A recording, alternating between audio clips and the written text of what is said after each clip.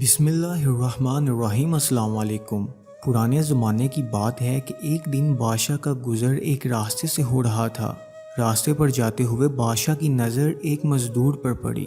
مزدور زمین سے ایک اونچے مقام تک بغیر کسی پریشانی اور تھکاوٹ کے بڑے بڑے پتھر اوپر پھینک رہا تھا۔ بادشاہ یہ منظر دیکھ کر حیران ہو جاتا ہے اور اپنے وزیر سے پوچھتا ہے، ایسی کیا خاص بات ہے اس آدمی میں جو یہ اتنا توانا، مضبوط اور طاقتور ہے؟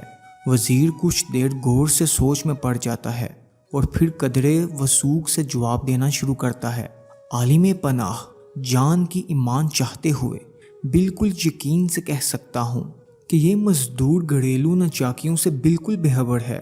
اس کی بیوی اسے دل و جان سے پیار کرتی ہے اور ہر وہ کام کرتی ہے جس سے مزدور کو خوشی ملتی ہے، اور اس کام سے دور رہتی ہے جس سے مزدور کو رنج پہنچتا ہو۔ دربار میں آتے ہی بادشاہ نے اپنے 2-3 درباریوں کو حکم دیا کہ جا کر مزدور کی زندگی کے بارے میں سب کچھ معلوم کر کے آؤ۔ درباری مزدور کے گھر کے پاس پہنچ گئے اور مزدور کی زندگی کا ایک ایک لمحہ نوٹ کرتے گئے۔ ہفتہ بھر درباریوں نے مزدور کے بارے میں کافی معلومات اکٹھے کیے اور واپس دربار پہنچ گئے۔ بادشاہ نے سب سے پوچھنا شروع کیا۔ سب سے پہلے بادشاہ نے طاقت اور مضبوطی کا راز جاننے کے لیے پوچھا کہ وہ کیا کھاتا ہے۔ ان میں سے ایک درباری نے جواب دیا، بادشاہ سلامت، ہم نے ایسی کوئی خوراک گھر میں جاتے ہوئے نہیں دیکھی جو مضبوطی اور طاقت پیدا کرے۔ بادشاہ سلامت، عام سا کھانا ہی وہ گھر لے کر آتا ہے۔ بادشاہ نے اس کی زندگی کے بارے میں سب کچھ دریافت کیا، قیام و طعام، عبادات، معاملات، لیکن کچھ بھی خاص نظر نہیں آ رہا تھا۔ بلکہ سپاہیوں نے بادشاہ کو بتایا کہ وہ ہفتے میں ایک بار ہی اپنی بیوی کے پاس جاتا ہے۔ آخر میں وزیر نے درباریوں سے دریافت کیا، آپ لوگوں نے کبھی مزدور کو گھر میں تیز آواز سے بات کرتے ہوئے سنا ہے؟ سب درباریوں نے یک زبان ہو کر نفی میں جواب دیا۔ پھر پوچھا گیا، کبھی ہنسی کی آواز سنی؟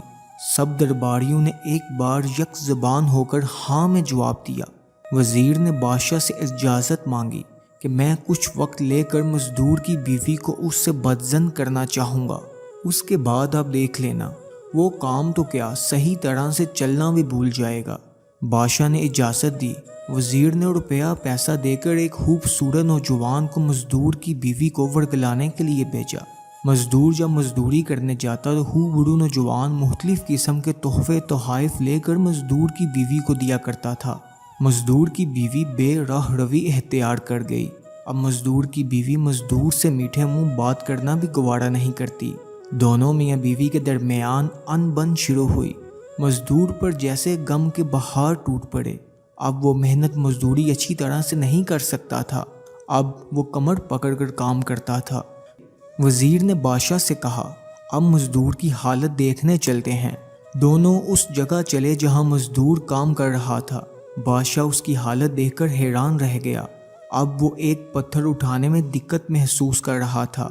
ایک پتھر اٹھا کر وہ آہستہ آہستہ چلتا ہوا پتھر رکھ کر آتا۔ بادشاہ سے اس کی حالت دیکھی نہیں گئی۔ اس نے فوراً حکم دیا کہ اب اس بیچارے مزدور کی جان بخش دی جائے۔ وزیر نے مزدور کو بلا کر سب کچھ سمجھا دیا کہ دراصل آپ کی بیوی آپ سے بہت پیار کرتی ہے، لیکن بادشاہ سلامت کو یہ بات ثابت کرنے کے لیے ہم نے چال چلی اور آپ کی بیوی آپ سے بے وفائی کر گئی۔ مزدور سمجھدار آدمی تھا۔ گھر آیا۔ جب مغرب کی اذان ہونے لگی، مزدور لوٹا اٹھا کر طہارت کے لیے چلا گیا۔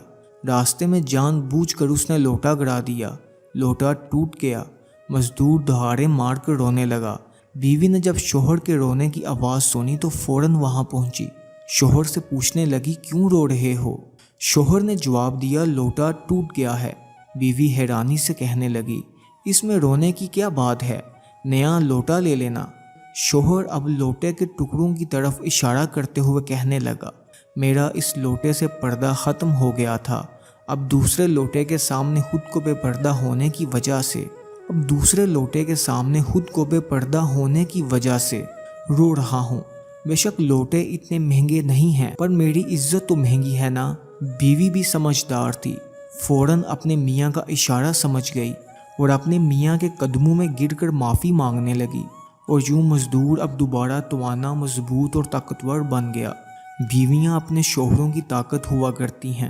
آپ سب شادی شدہ بہنوں سے گزارش ہے کہ آج سے اپنے شوہر کے ساتھ ہر دکھ درد میں برابر کی شریک سمجھ کر ان کا حوصلہ بنیں، اور جو بہنیں غیر شادی شدہ ہیں اللہ ان کے نصیب اچھے کر دے، اور جن بھائیوں کی شادی نہیں ہوئی اللہ ان کو نیک سیرت، خوبصورت اور ایسی بیوی عطا فرمائے جو ان کی طاقت اور حوصلہ ثابت ہو، آمین۔ عورت ذات اگر یہ بیوی کے روم میں تھی تو فرمایا، خدیجہ اگر تم میری جلد بھی مانگتی تو میں اتار کے دے دیتا۔ اگر یہ بیٹی کے روم میں تھی تو نہ صرف کھڑے ہو کر اس کا استقبال کیا جاتا بلکہ فرمایا، میری بیٹی فاطمہ میرے جگر کا ٹکڑا ہے۔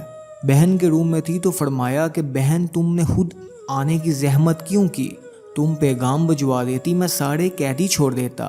ماں کے روم میں آئی تو قدموں میں جنت ڈال دی گئی، اور حسرت بڑی صدا بھی تڑیح نے محفوظ کی۔ فرمایا گیا، صحابہ کاش میری ماں زندہ ہوتی، میں نماز عشاء پڑھا رہا ہوتا، میری ماں ابن محمد پکارتی، میں نماز چھوڑ کے اپنی ماں کی بات سنتا۔